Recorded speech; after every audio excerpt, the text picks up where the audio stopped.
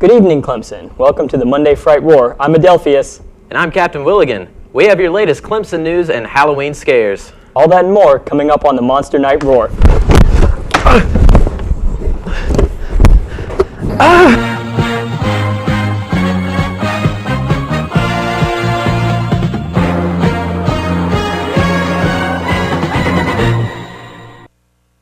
Four-week voting period hosted by a division of USA Today, Clemson has been named #1 in Best College Game Day Ambiance.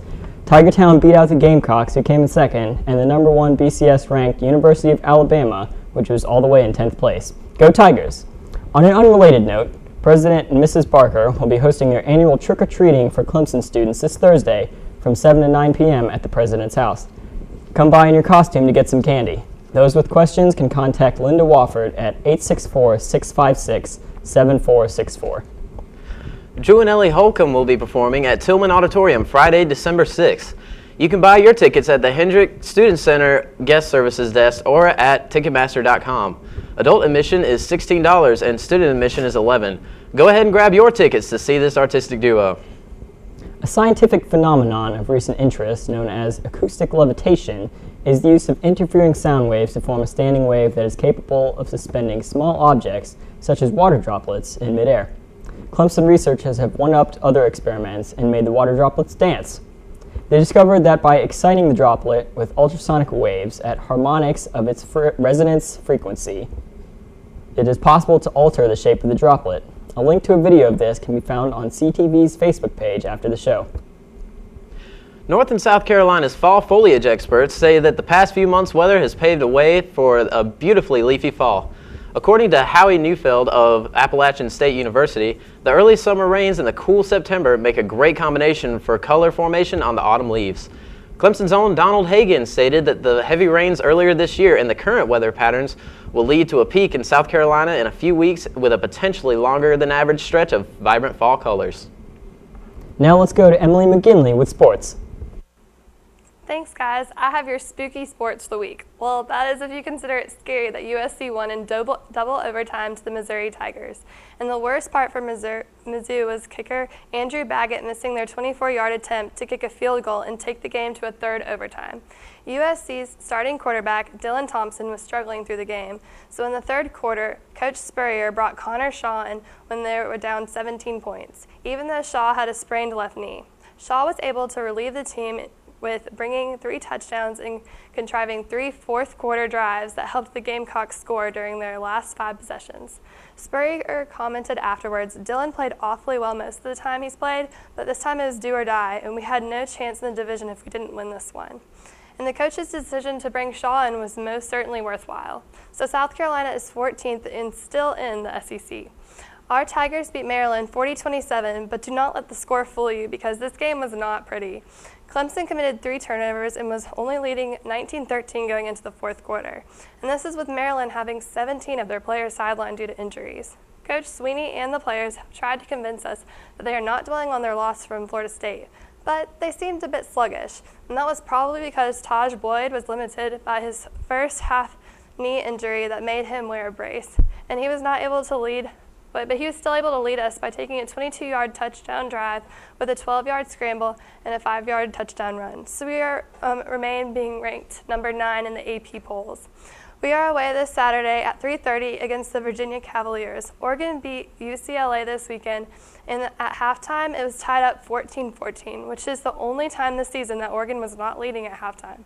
But Oregon came back in the second half, not letting UCLA score at all, and they won the game 42-14. And they have taken back their number 2 ranking in the Bowls over Florida State.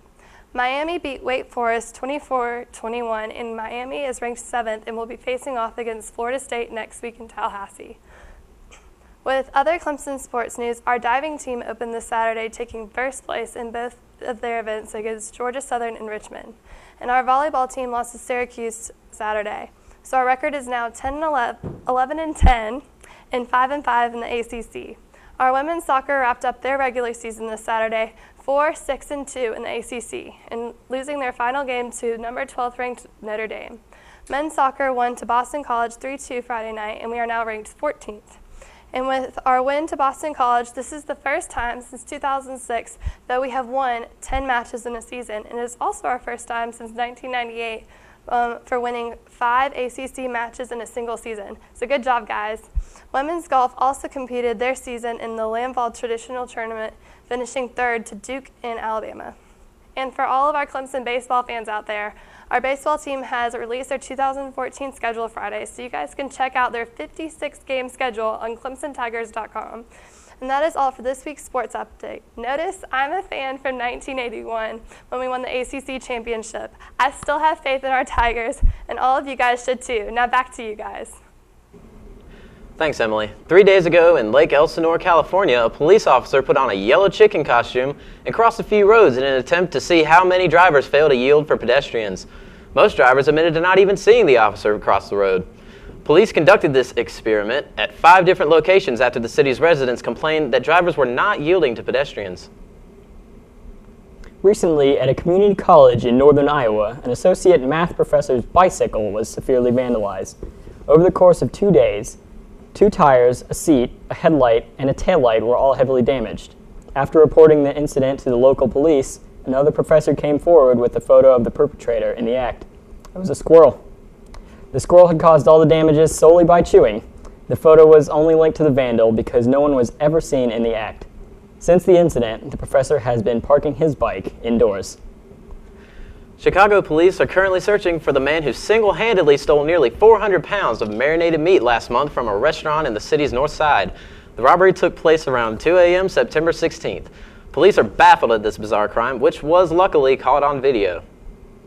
This past Saturday, 3 kittens were rescued after they were found trapped in the ceiling of the Miami International Airport Terminal. The airport fire station's crew and the terminal staff extracted the kittens at about 4 p.m. Officials have not disclosed how the cats ended up in the ceiling in the first place. Now let's go to Ellen with some spooky entertainment news. Thanks, guys. I'm Dionysus. Hey, Clemson, don't party too hard. Hope you're having a very spooky Halloween. I know I am. That being said, Halloween is my favorite holiday, so I've got a lot of movie and show recommendations for you guys to check out. It's going to be spooky. In scary entertainment news, the adaptation of Carrie is out, starring Julianne Moore and Kick-Ass's Chloe Grace Moretz. This is the 3rd adaptation of Stephen King's infamous novel Carrie, which I highly recommend. The first movie adaptation was a big hit, although critics say to skip this one. It's tough to stand out as a 3rd movie adaptation, especially when this one brings nothing new to the board. Trust me, there are a lot more options to choose from for fantastic frights. Now, if you still want to catch a scary flick in the theaters, try Gravity, although I'm definitely skipping that one. Way too real for me. Space? No.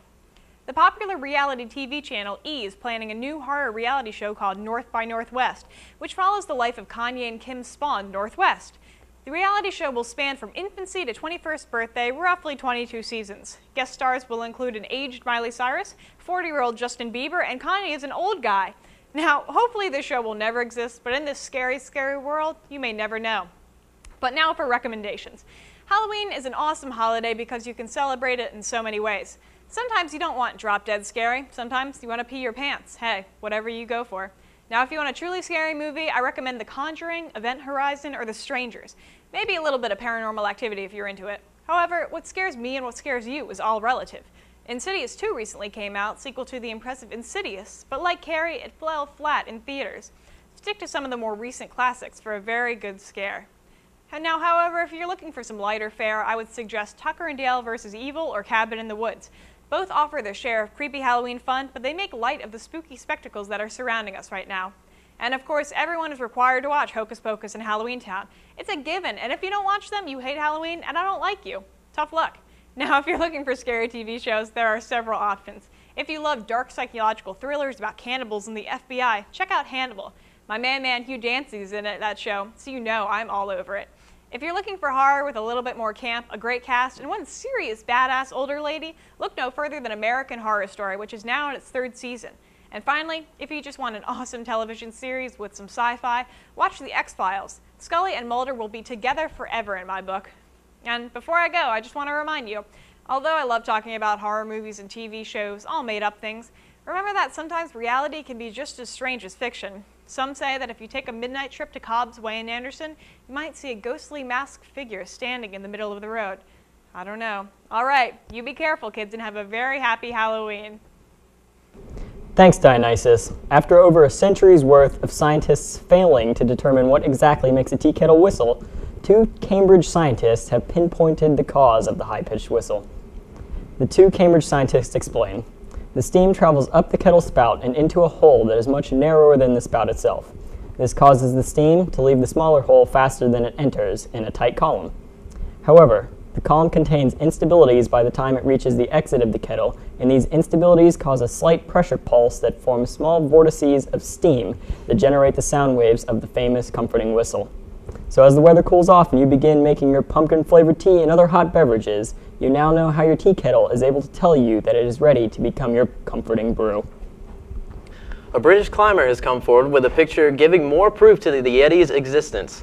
73-year-old Mike Reese snapped a picture while he was trekking in the Himalayas after his wife had spotted something interesting. The photo was of a footprint which had also been found by a team of explorers 60 years ago. Chinese scientists at Fudan University in Shanghai have created a light bulb that emits a Wi-Fi signal. They call it Li-Fi. The technology uses a microchip that produces a signal, and the signal is carried through light waves rather than radio waves. Up to 4 computers can connect to a nearby Li-Fi bulb with rates as fast as 150 megabits per second. Li-Fi will be debuting at a trade show in China next month and has the potential to be affordable, practical, and commercially viable, partially because of the widespread switch from incandescent bulbs to compact fluorescence. While still in the experimental phase, Li-Fi has a bright future. Meanwhile, Britney Spears is being used as a secret weapon against Somali pirates. Naval officers claim that the pirates just can't stand Western culture or music, especially Spears' music. The officers aim their ship's speakers at the oncoming pirates to ward them off. The officers claim that as soon as the pirates hear the music, they clear the area.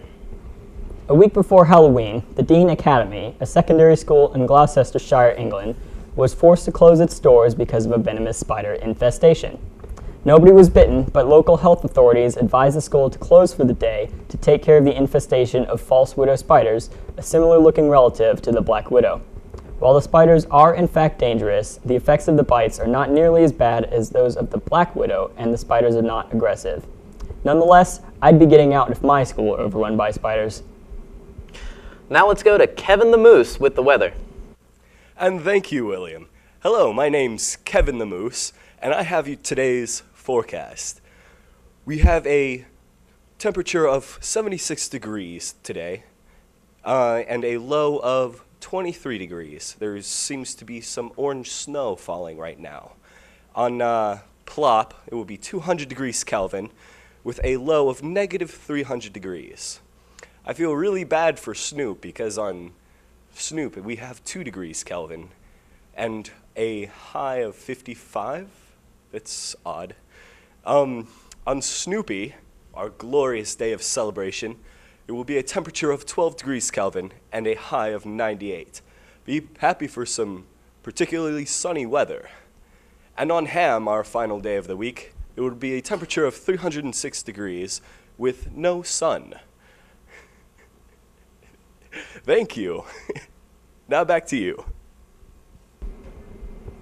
That's all for Monday Night Roar. Join us next week, same time, same place. Don't forget to like Clemson TV on Facebook and follow us on Twitter. CTV is still collecting food for a Harvest Hope Food Bank with our Stack the Studio campaign.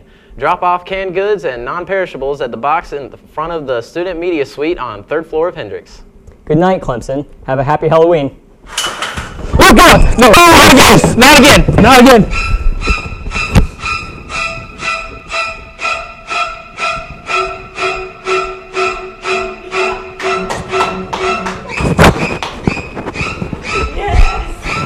Nope and no.